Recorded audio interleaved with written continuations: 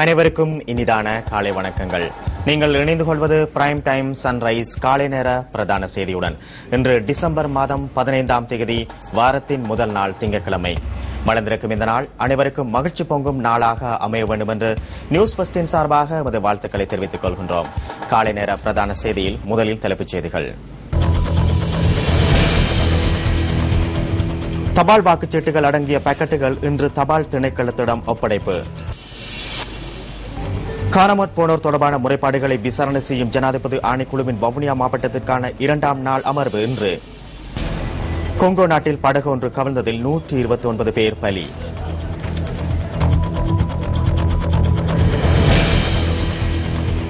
காலை நேர பிரதான செய்தியில் முதலில் எமது அவதானம் உள்நாட்டுச் செய்திகளுக்கு. எதிர்வரும் ஜனாதிபதி தேர்தலில் தபால் மூலம் வாக்களிப்பதற்கு 5,41,433 அரசு ஊழியர்கள் தகுதி பெற்றுள்ளதாக தேர்தல்கள் செயலகம் தெரிவித்துள்ளது. இதற்கமைய தபால் வாக்குச்சீட்டுகள் அடங்கிய பாக்கெட்டுகள் இன்று தபால் திணைக்களத்திடம் ஒப்படைக்கப்பட உள்ளன. ஜனாதிபதி தேர்தலில் தபால் மூல வாக்களிப்பு இம்மாதம் 23ஆம் 24ஆம் தேதிகளில் நடைபெறவுள்ளதாக மேலதிக தேர்தல்கள் ஆணையாளர் எம். முகமது குறிப்பிட்டுள்ளார். எதிர்வரும் ஜனவரி 8ஆம் தேதி நடைபெறவிருக்கின்ற ஜனாதிபதி தேர்தலில் அஞ்சல் மூலம் வாக்களிப்பதற்காக விண்ணப்பித்திருந்த விண்ணப்பதாரர்களில் ஏறத்தாழ 5,48,000 விண்ணப்பங்கள் ஏற்கனவே அங்கீகரிக்கப்பட்டுள்ளன. இந்த அஞ்சல் வாக்காளர்களுக்கான தபால் வாக்குச்சீட்டுகள் இன்று நாடெங்கிலும் உள்ள 25 நிர்வாக மாவட்டங்களிலும் நிறுவப்பட்டுள்ள ஏறத்தாழ 700க்கு மேற்பட்ட அஞ்சல் வாக்கு விநியோக நிலையங்களூடாக விநியோகிக்கப்பட்டு தபால் திணைக்களத்தின் அதிகாரிகளிடம் கையளிக்கப்படவிருக்கின்றன. இந்த வாக்குச்சீட்டு சட்டத்தை உரிய வாக்காளர்களின் அலுவலகங்களை போய் அடைந்தவுடன் அவை பாதுகாப்பாக வைக்கப்பட்டு எதிர்வரும் 23, 24ஆம் தேதிகளில் அவர்களினால் அடையாளமிடப்பட உள்ளன. 23, 24ஆம் தேதிகளில் அடையாளமிடப்படாத வாக்காளர்களின் வாக்குச்சீட்டு பிரதிகள் திறக்கப்படாத நிலையில் உரிய அலுவலகம் அமைய பெற்றுள்ள மாவட்டத்தின் தேர்தல்கள் அலுவலகத்துக்கு அனுப்பி வைக்கப்பட்டு பின்னர்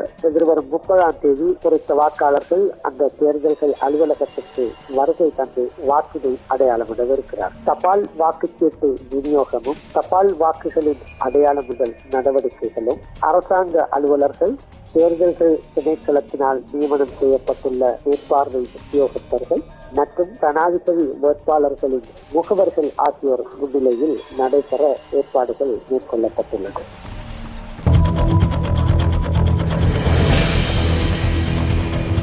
ஜனாதிபதி தேர்தலுடன் தொடர்புடைய வன்முறை சம்பவங்களின் எண்ணிக்கை அதிகரித்துள்ளதாக தேர்தல்கள் கண்காணிப்பாளர்கள் தெரிவித்துள்ளனர்.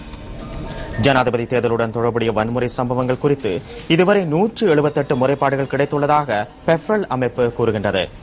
இதில் 50 முறைப்பாடுகள் துப்பாக்கிகள் பயன்படுத்தப்பட்ட வன்முறை சம்பவங்களுடன் தொடர்புடையவை என பெஃப்ரல் அமைப்பின் நிறைவேற்று பணிப்பாளர் ரோஹன ஹெட்டியாராச்சி குறிப்பிட்டுள்ளார். இதேவேளை தேர்தல் சட்டமீறல்கள் குறித்து இதுவரை 139 முறைப்பாடுகள் கிடைத்துள்ளதாக கெஃபே அமைப்பின் நிறைவேற்று பணிப்பாளர் கீர்த்தி தினகோன் குறிப்பிட்டார். அத்தோடு தேசிய தேர்தல் கண்காணிப்பு மத்திய நிலையத்திற்கு இதுவரை 9 முறைப்பாடுகள் கிடைக்கப்பெற்றுள்ளதாக நிலையத்தின் தேசிய அமைப்பாளர் ரசங்க ஹரிச்சந்திர தெரிவித்துள்ளார். இதேவேளை ஜனாதிபதி தேர்தல் அறிவிக்கப்பட்ட நாளிலிருந்து நேற்று வரை 32 வன்முறை சம்பவங்கள் பதிவாகியுள்ளதாக போலீஸ் ஊடக பேச்சாளர் சிரேஷ்ட போலீஸ் அத்தியட்சர் அஜித் ரோஹன தெரிவித்தார். ஜனாதிபதி தேர்தலுடன் தொடர்புடைய 115 முறைப்பாடுகள் தேர்தல்கள் செயலகத்துக்கு கிடைத்துள்ளன. இதில் 20 முறைப்பாடுகள் பாரதூரமான சம்பவங்கள் தொடர்பில் பதிவாகியுள்ளதாக தேர்தல்கள் செயலகத்தின் முறைப்பாடு ஏற்றுக்கொள்ளும் பிரிவு தெரிவித்துள்ளது. கொழும்பு மாவட்டத்திலிருந்து 16 முறைப்பாடுகளும், கண்டி மாவட்டத்திலிருந்து 10 முறைப்பாடுகளும், அனுராதபுரம் மாவட்டத்திலிருந்து 8 முறைப்பாடுகளும் இதுவரை பதிவாகியுள்ளன. அரசு சொத்துக்கள் தவறான முறையில் பயன்படுத்தப்பட்டமை, அரசு அதிகாரிகளுக்கு முறையற்ற விதத்தில் இடமாற்றம் மற்றும் பதவி உயர்வு வழங்கப்பட்டமை என்பன தொடர்பிலும் 55 முறைப்பாடுகள் கிடைத்துள்ளதாக தேர்தல்கள் செயலகம் குறிப்பிட்டுள்ளது.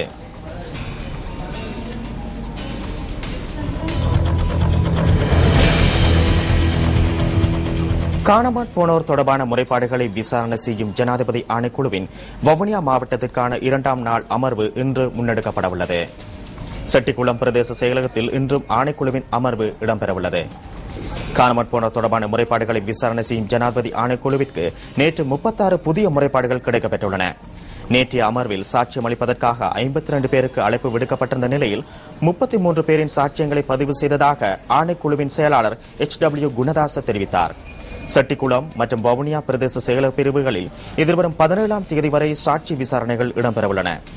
காணாமற் போனோர் தொடர்பான முறைப்பாடுகளை விசாரணை செய்யும் ஜனாதிபதி ஆணைக்குழுவின் அமர்வுகள் வவுனியா பிரதேச செயலகத்தில் நாளையும் நாளை மறுதினமும் இடம்பெறவுள்ளமை குறிப்பிடத்தக்கது.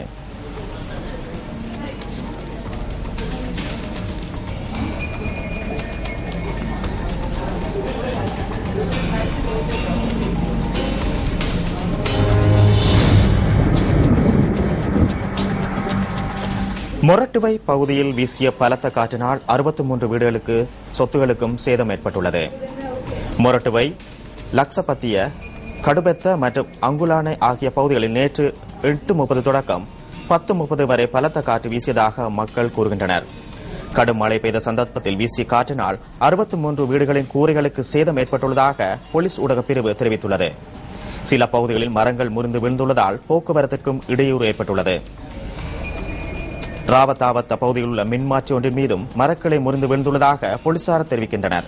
எவ்வாறாயினும் கடும் காற்றினால் நாட்டில் நிலவும் இன்றைய வானிலை தொடர்பான தகவல்களை அறிந்து கொள்வதற்காக வளிமண்டலவியல் திணைக்களத்தின் வானிலை அதிகாரி கே. சூரியகுமாருடன் நாம் நேரடியாக தொடர்பினை ஏற்படுத்துகின்றோம். வணக்கம். வணக்கம். இலங்கையின் கிழக்கு பகுதிகளில் இந்த மழை படிப்படியாக அதிகரிப்பதற்கான சாத்தியக்கூறுகள் காணப்படுகின்றன. பிற்பகல் மற்றும் மாலை வேளைகளில் ஏனைய சில பிரதேசங்களில் இடியுடன் கூடிய மழை காணப்படலாம்.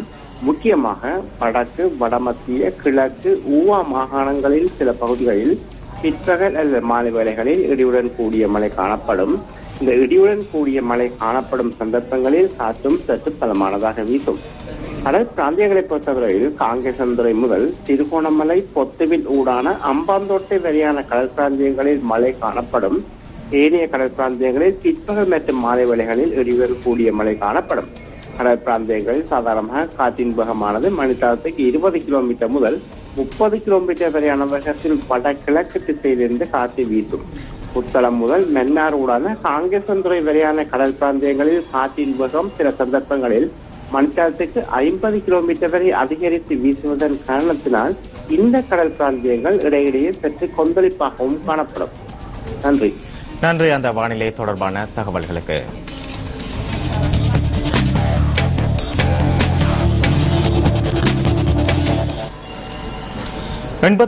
வது தேசிய சாம்பியன் பாக்ஸிங் போட்டியின் ஆடவர் பிரிவில் பன்னல ஸ்லிம் லயன் கழகம் சாம்பியன் பட்டத்தை வெற்றி கொண்டது.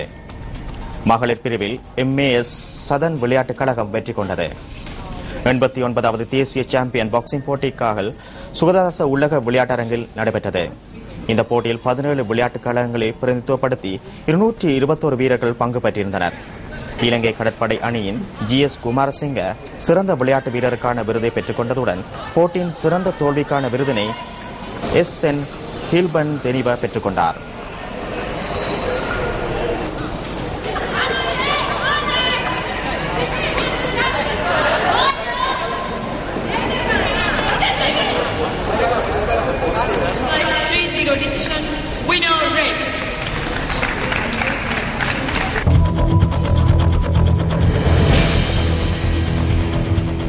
உலக குத்துச்சண்டை சாம்பியன்ஷிப் சில்வர் வெல்டர் வெயிட் போட்டிகளில் கான் வெற்றி பெற்றுள்ளார். அமெரிக்காவின் டெவோன் அலெக்சாண்டர் மற்றும் லண்டனின் அமீர் கான் ஆகியோர் இடையிலான சில்வர் வெல்டர் வெயிட் போட்டிகள் லாஸ் வேகாஸில் அமைந்துள்ள MGM கிராண்ட் பாரில் கார்டனில் நடைபெற்றது. இந்த போட்டியில் 28 வயதான அமீர் கான் 19 நாக் அவுட்களுடன் 29 வெற்றிகள் 3 தோல்விகளை சந்தித்தார். எனினும் அலெக்சாண்டரால் 14 நாக் அவுட்களுடன் 26 வெற்றிகளை மாத்திரமே பெறக்கூடியதாக இருந்தது. இந்த சுற்றில் வெற்றி பெற்றதன் மூலம் மற்றொரு குத்துச்சண்டை நட்சத்திரமான ஸ்வைட் மே வெதருடன் மோதக்கூடிய சந்தர்ப்பம் அமீர் கானுக்கு கிடைத்துள்ளது.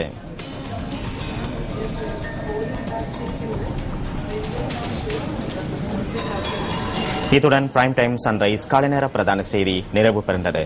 தொடர்ந்தும் சக்தி டிவி நிகழ்ச்சிகளோடு இணைந்திருங்கள். வணக்கம்.